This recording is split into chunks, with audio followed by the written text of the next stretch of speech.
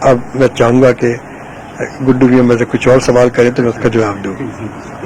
میں آپ کہہ رہا ہوں کہ سب سے پہلے جب آپ نے اس دنیا میں قدم رکھا یعنی کہ جب موسیقی کی تو آپ نے اسٹارٹ اپنا کس طرح لیا؟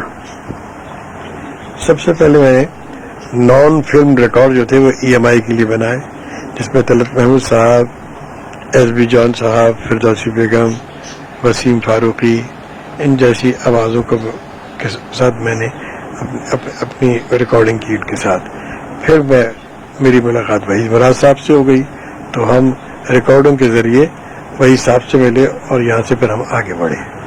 تو آپ کی تو پہلی فلم میرے خیال میں جب سے دیکھا ہے تمہیں، ٹھیک ہے، تو اس وقت بتائیں گے آپ وہاں تک کیسے پہنچے؟ وہاں تک مجھے وحید صاحب لے گئے. انہوں نے مجھ سے، جب میں کالج میں پڑھ رہا تھا، مجھ سے کہا کہ سہیل میری دوسری فلم بن رہی ہے، میں چاہتا ہوں تم اس میں میوزک دو. میں نے کہا میرے خیال میں ابھی اس لائق نہیں ہوں، کچھ عرصے بعد صحیح. نہیں، انہوں نے مجھے زور دیا کہ تم ہو. تو میں نے کہا اچھا اگر تم اتنا زور دے رہا ہو تو پھر میں ضرور کروں گا. تو پھر میری پہلی فلم جو تھی وہ جب سے دیکھا تمہیں تھی، جس میں درپن صاحب تھے اور زیبا صاحبہ تھیں اور منور رشید صاحب نے اس کو ڈائریکٹ کیا تھا. اچھا اب یہ بتائیے کہ جب آپ یہاں سے اتنا عرصہ آپ نے کام کیا، پھر ہم نے یہ بھی سنا ہے کہ ایک آپ کی ٹیم تھی، بلکہ پڑھتے بھی تھے دیکھتے، پرویز ملک صاحب، وحید مراد صاحب اور آپ، اور پھر وہ ٹیم بکھر گئی، تو کچھ اس بارے میں بتائیں گے؟ ٹیم کے بکھرنے کی وجہ یہ تھی کہ کراچی کی انڈسٹری میں کام کم ہو رہا تھا. لاہور میں ہمیشہ سے کام زیادہ ہوتا ہے. پارٹیشن سے پہلے بھی لاہور ہی جو تھا سینٹر تھا فلم انڈسٹری کا. تو ان لوگوں نے، مسعود انور صاحب نے، پرویز صاحب نے، وحید صاحب نے فیصلہ کیا کہ وہ لاہور جا رہے ہیں. مجھ سے بھی کہا، میں نے کہا نہیں، میں کراچی ہی میں رہوں گا. بلکہ میں نے ان سے بھی کہا کہ آپ بھی نہ جائیں، کراچی کی انڈسٹری کو فروغ دیں، اس کو مضبوط کریں. اور وہ چلے گئے، میں یہیں رہا، وہ وہیں. اب یہ ستم ظریفی ہے زمانے کی کہ وحید صاحب بھی نہیں ہے، پرویز صاحب بھی نہیں ہے، مسعود صاحب بھی نہیں ہے، رشدی صاحب بھی نہیں ہے، بہت سے لوگ ہمارے درمیان نہیں ہیں.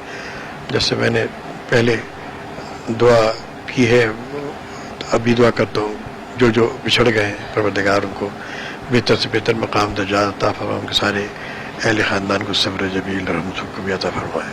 تو آپ کے وحید مراد صاحب کی آخری بات کب ہوئی، کچھ یاد ہے؟ آخری ملاقات میری ان سے لاہور ہلٹن میں ہوئی، جو کہ اب اواری کے نام سے ہے. وقت مجھے یاد نہیں، لیکن غالباً 82 یا 81 تھا، ان کی وفات سے شاید سال ڈیڑھ سال پہلے.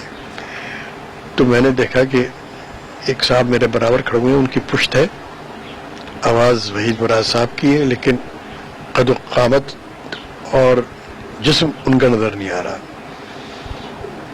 جب مجھے یقین ہو گیا کہ یہ وحید صاحبی کی آواز ہے، پھر میں نے پکارا وحید، تو وہ جیسے ٹرن ہوئے میں پہچان نہیں سکا.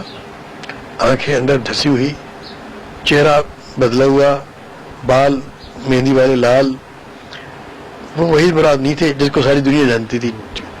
تو میں نے کہا وحید تم نے اپنا حلیہ کیا بنا رکھا ہے، کچھ نہیں تم کیسے؟ میں نے کہا میں کام سے آیا ہوا تھا. پھر ہم بیٹھے، وہاں پھر ہم لوگوں نے کھانا کھایا، 2 4 5 گھنٹے ساتھ گزارے.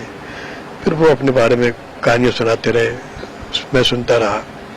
پھر میں نے کہا وحید تم نے فلمیں کیوں چھوڑ دی؟ تم کو چھوڑنی نہیں چاہیے تھی.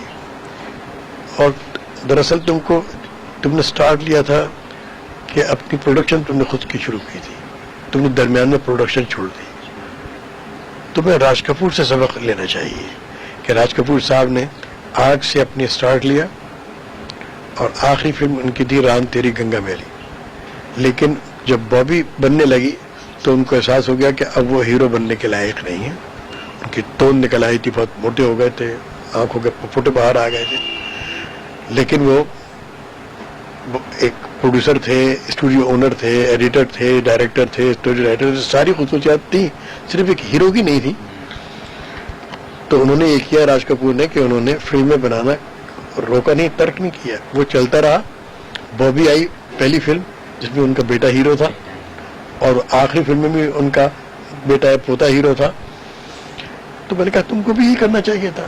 یہ جو تم کو دوسروں نے آفر دی تھی یہ اپنی جگہ قائم رہتی, اور اگر وہ اپنا ہاتھ کھینچ بھی لیتے تو کوئی بات نہیں, تم اپنی پروڈکشن تو جاری رکھتے. اور آج اگر تم سمجھتے ہو کہ اب تم ہیرو نہیں بننا چاہتے یا نہیں بن سکتے تو کسی اور کو ہیرو لے لو, لیکن as a director, as a producer, as a distributor, as a story writer یہ تو تم برقرار رکھتے. ہاں, تو میں نے کہا وائی ڈونٹ یو اسٹارٹ.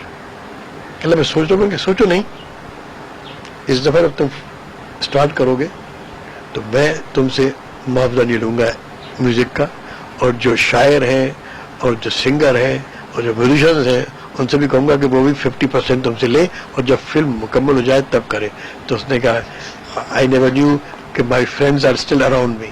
یہ کہہ کے ہم دونوں پھر گالی ملے. میں نے کہا no, friends are always around you, they still are, اور they will remain around you. تم چونکہ کراچی سے یہاں آ گئے اس لیے بات یہ ہوگی, واپس لوٹ آؤ, ہم تمہارا انتظار کر رہے ہیں. وہ میری ان کی آخری ملاقات تھی. یاد ہے سن, یاد ہے آپ؟ ہاں, غالباً 81 یا 82 لاہور میں.